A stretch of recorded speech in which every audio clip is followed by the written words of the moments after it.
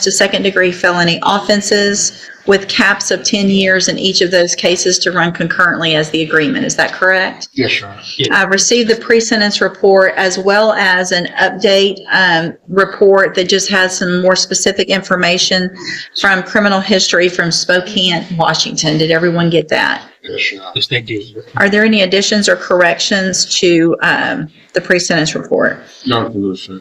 All right, Mr. Kimler, you may proceed. Your Honor, PSI reflects extensive criminal history on Mr. Yabarbo, which I suppose the court could infer from the fact that two misdemeanor theft cases can be enhanced up to second degrees, which implies that he does have extensive history. The facts of these two cases are both, as the defendant indicated in the pre-sentence report, he was under the influence of methamphetamine at the time both were committed. It's not offered as a type of exculpatory evidence or even perhaps mitigation, but it does kind of explain why somebody with this criminal history would be doing what he's doing with a laundry basket and then some items from Walmart, all of which were under, I think, probably the Class B range of the theft. I would observe that there appears to be $300 in restitution payable on one of the cases for the laundry basket. Obviously, methamphetamine, drug addiction, but for that, I think Mr. Barbo wouldn't have been doing these types of boneheaded thefts. He's recognized that, and counseling with him, he's done at least what I asked him or suggested that he do, and that's to go into an inpatient rehabilitation program, drug rehab program, to try to address the substance abuse issues that he suffered from really an early age, which is indicated in the pre-sentence report. That's been an ongoing thing almost his whole life. And I think he's done that. And he's you could say terrified of going to prison, but certainly he doesn't want to go to prison. And I think he's willing to do what he needs to do to stay out of prison, to comply with any terms of probation that the court assesses. He indicates to me that he is drug-free, which obviously if he drug tested him this morning, that could be corroborated. Or not, if he's not drug-free this morning, I don't know. But I assume, I would hope that he is. And he would just like to address the court perhaps better than I'm more articulate to explain his position of why he thinks that probation is appropriate. Are you wearing a drug patch? No, ma'am. No, but I think clean service is 298. Have a seat in the jury box. Let's get that checked first. Okay, so the test was negative. Mr. Barbo, you wanted to say something, sir? You could address the court. Yes, sir. On this, y'all are probably an alcoholic drug addict my whole life. I went through treatment. I reached the point when this case came about, everything, my whole life, the utility of it all was overwhelming. And so anyway, so I've been cleaning service for 298. I go there regularly. I like it. It's where I belong. I've got a sponsor today. I'm walking these steps. I'm just on step 4.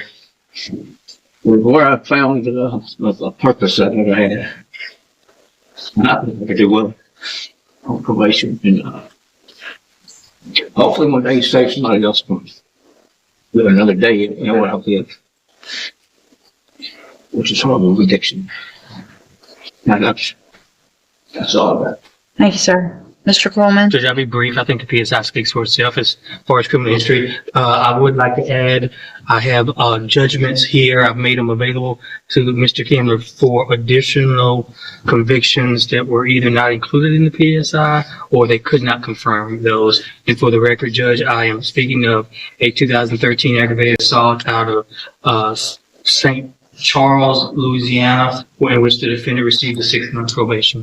Also, a 2008 possession of a controlled substance case out of Kansas, in which the defendant was revoked to 20 months, and a 2013 fleeing or attempting to elude out of Kansas, for which the defendant received 5 days. I think that one is actually reflected in the PSI. Okay. The 5-day one. Yes. Also, Judge, I have judgments out of Spokane, Washington for 1, 2, 3 thefts One from 2011, two of them, it looks like it was a concurrent 1-year probation in 2008, and also a 2008 assault out of Spokane, Washington, in which the defendant received 338 days. And I've marked them. I'm happy to offer them. No objection.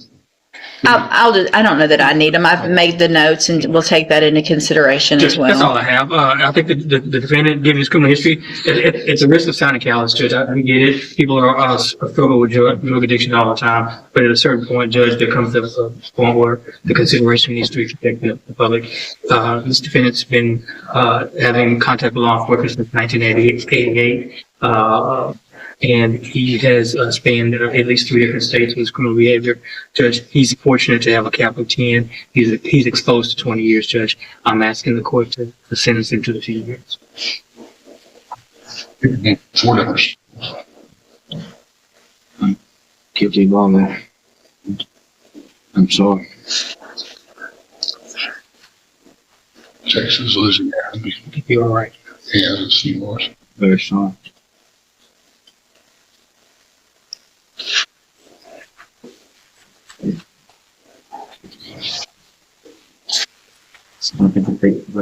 I'm so,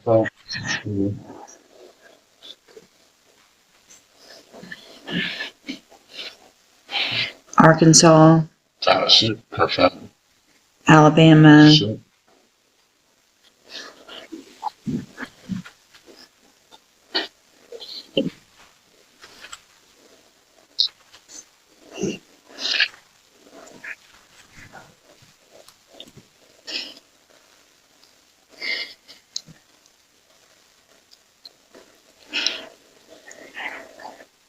I guess my biggest issue, Mr. Ebarbo, is, well, one of the biggest issues is I appreciate and I'm glad that you have done what you've done over the last few months. I think you probably started off doing that for the wrong reason, and that's because you got caught again and you're looking at 20 years in prison. It sounds like maybe you're doing better, and that's great. I just wonder why it's taken so long. It looks like you went to the Unity House back in 1986, and other than that, it's just at some point you've got to take responsibility before you commit an offense, not after. I've counted 24 misdemeanors. I think with some of the ones that Mr. Coleman has said, there's probably actually more than that. There were some records that couldn't be found from different states. They're probably looking at more like 30. 7 felony convictions. You've been to prison. It's just too much. And at some point there has to be an end to what you're doing and get that help before you continue what you're doing. I'm going to find in each of your cases that you entered your pleas of guilty freely and voluntarily. In cause number 24, DCCR 1722, find sufficient evidence to find you guilty, and at this time find you guilty of theft, find your prior enhancement convictions true, sentence you to a term of 7 years in the institutional division of the Texas Department of Corrections. You will receive credit on that sentence for any time that you've been in custody that the law gives you the right to receive.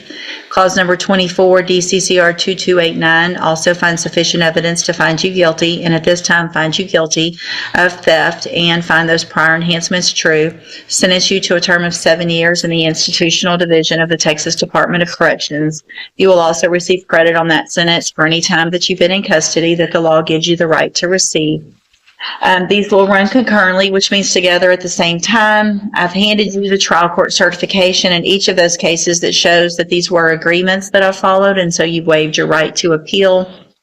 I have also handed you a written admonishment regarding your ineligibility to possess a firearm or ammunition.